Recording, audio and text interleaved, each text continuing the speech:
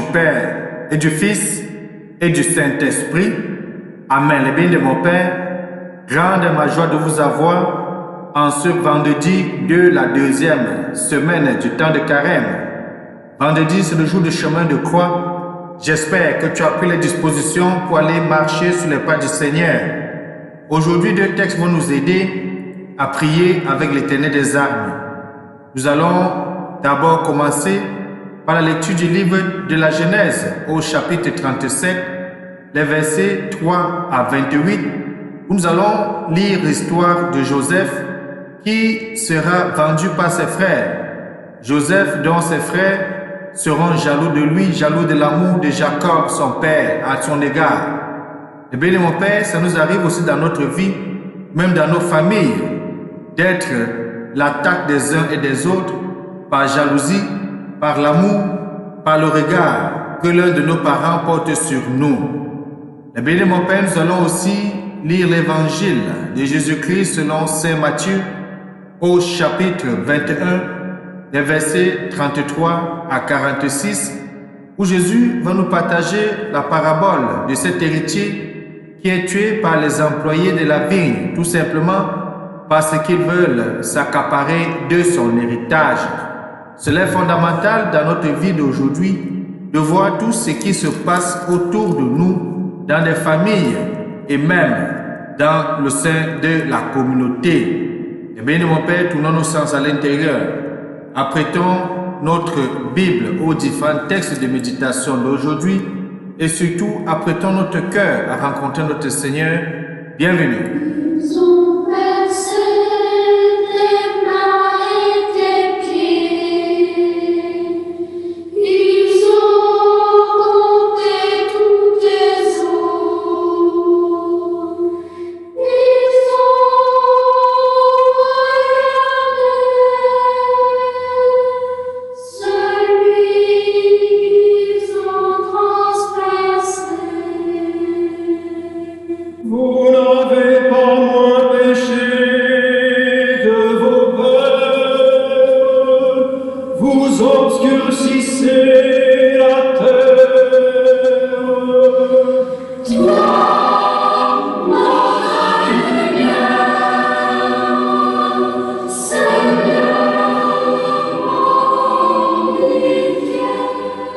Seigneur, prends pitié, toi, notre lumière, tournons-nous vers l'Éternel des armées en ce jour et prions.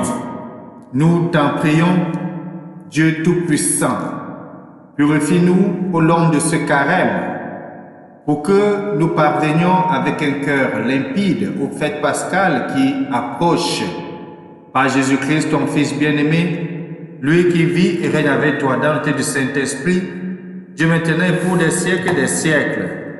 Amen. Je vous invite donc chacun à ouvrir sa Bible au texte du livre de la Genèse, au chapitre 37, de lire les versets 3 à 28. Après la lecture, je vous invite à méditer ensemble avec le psaume 104. Le Seigneur, c'est lui notre Dieu, et c'est toujours souverain.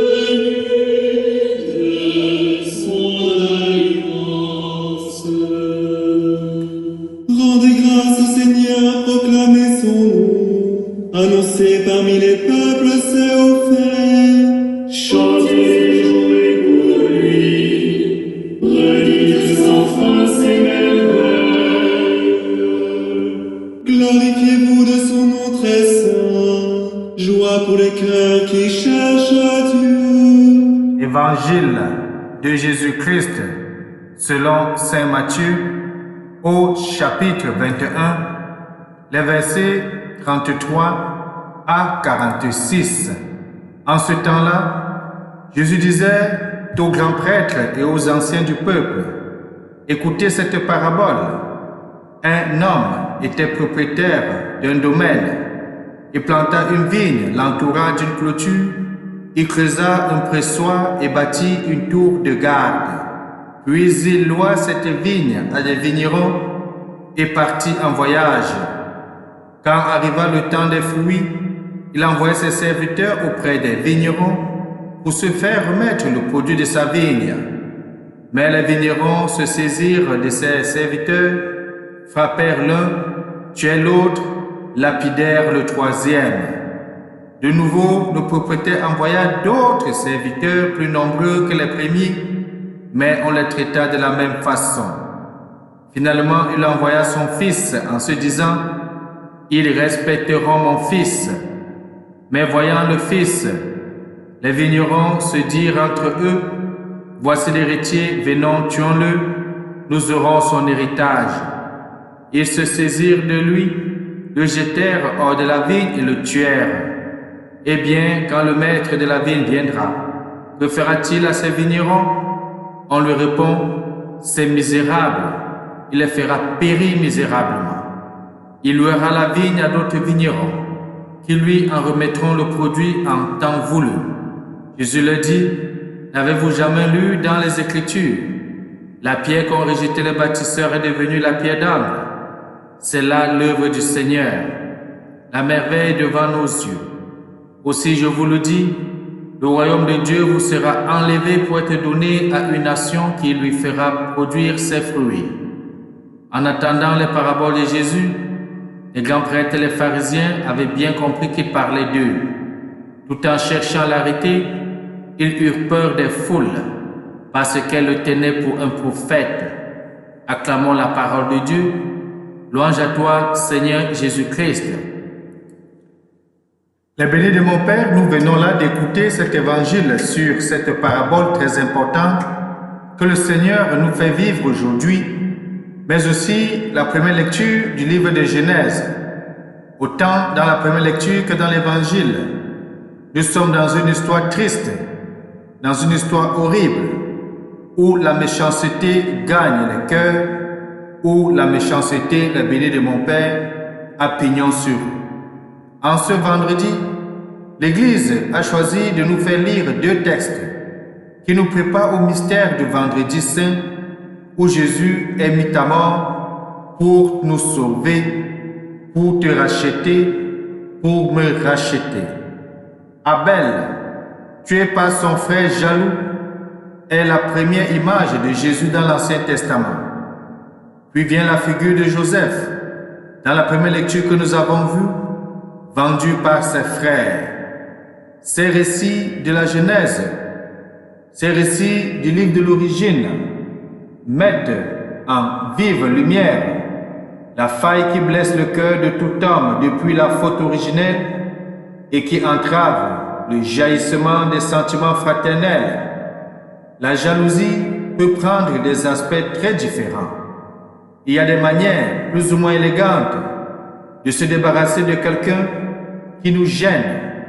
Il faut reconnaître que c'est une tentation très fréquente. Même dans une communauté chrétienne, on voit comment les uns et les autres, par jalousie, créent des divisions, créent des ennuis, créent des problèmes, posent des fausses accusations, tendent des pièges à gauche, à droite, dans le seul objectif de nuit et de nuit encore. Et béni de mon Père, la jalousie, comme nous venons de le souligner, est un mal qui nous range.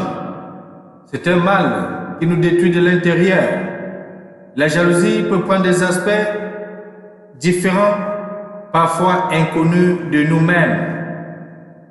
Nous avons besoin de demander sans cesse à Dieu une purification plus profonde pour ne jamais accepter volontairement en nos cœurs le moindre sentiment d'opposition par rapport à un frère, par rapport à une sœur. Si facilement l'opposition devient haine, nous voyons les ravages que cela cause. La parabole des vignerons homicides s'adresse aux chefs des prêtres et aux anciens du peuple. D'ailleurs, la fin de l'évangile va souligner que le grand prêtre et les pharisiens avaient bien compris que Jésus parlait d'eux. Et cela va les pousser à chercher à tuer Jésus. Mais la foule, la vraie foule qui obéit au Seigneur, sera un bouclier. Ça nous fait comprendre une souffrance particulière du cœur de Jésus et nous fait entrer en même temps dans le mystère de son Église. Jésus a souffert pour tous nos péchés, mais il a souffert plus particulièrement d'être rejeté et finalement mis à mort par les bergers du peuple élu.